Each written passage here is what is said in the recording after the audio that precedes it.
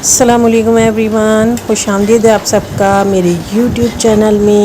آج میں آپ کے ساتھ شیئر کرنے جا رہی ہوں کچی کیری کی کھٹی میٹھی چٹنی، جسے آپ بہت دیر تک محفوظ کر رکھ سکتے ہیں، اور یہ بہت آسانی سے بہت جلدی سے بن جاتی ہے، زیادہ محنت بھی نہیں لگتی اور بہت ہی مزیدار بن کر تیار ہوتی ہے۔ آپ اسے ناشتے میں یا دوپہر کے کھانے کے ساتھ بھی انجوائے کر سکتے ہیں۔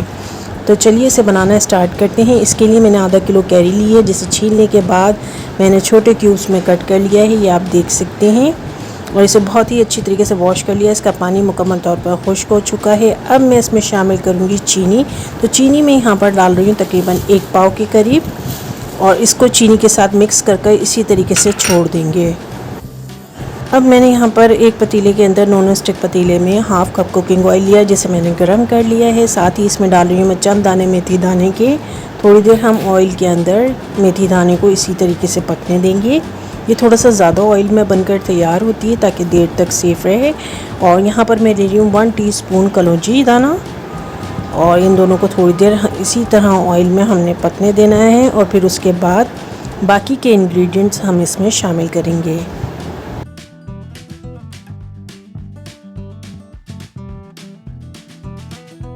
کلونجی اور میتھی دانہ تھوڑی دیر آئل میں پک چکے ہیں، تو اب میں اس کے اندر ڈالوں گی سبز الائچی، اور ساتھ ہی ڈالوں گی 1 عدد لونگ۔ بس اتنا ہی گرم مسالہ ہم اس میں ڈالیں گے۔ ساتھ ہی میں نے ڈالا یہاں پر 1 ٹیبل اسپون کے قریب سونف، اور اب ہم نے جو چینی مکس کر کے کیری رکھی تھی جس نے پانی چھوڑ دیا ہے، وہ کیری ہم اس کے اندر ڈال دیں گے، اور فلیم کو ہم بالکل لو کر دیں گے تاکہ لو فلیم پر اچھی طرح پکے۔ باقی کے انگریڈینٹس میں یہاں پر لے رہی ہوں 1 ٹی اسپون کے قریب کالا نمک، اور اس میں شامل کریں گے 1 ٹی اسپون کے قریب کٹی ہوئی کالی مرچیں۔ ساتھ ہی میں نے یہاں پر ڈالے red chilli powder 1 table spoon کے قریب۔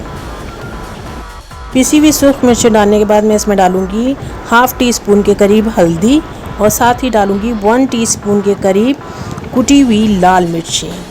آپ مرچوں کا جو ہے کوانٹٹی وہ اپنے حساب سے رکھ سکتے ہیں، کم یا زیادہ، جتنا آپ کو پسند ہو اس کے حساب سے۔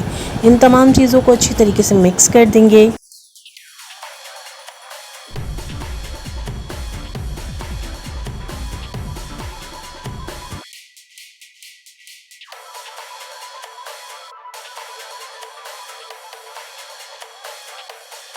اور اب لو فلیم پر ہم اس کو اسی طریقے سے پکنے کے لیے چھوڑ دیں گے۔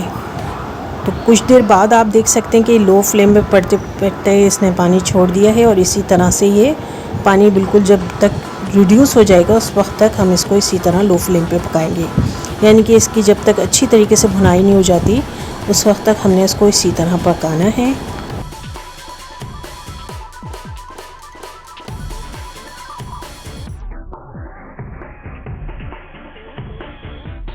اب یہاں پر ہماری رو مینگو کی چٹنی بن کر بالکل تیار ہو چکی ہے۔ فلیم کو ہم بند کر دیں گے، ٹھنڈا کرنے پر ہم اس کو سرو کریں گے، اور اسے ایک ٹائٹ جار میں بھی سیو کر رکھ سکتے ہیں۔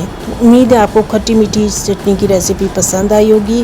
اگر اچھی لگی ہے تو لائک اینڈ شیئر ضرور کیجیے گا، ساتھ ہی میرے چینل کو ضرور سبسکرائب کیجیے گا۔ Thank you.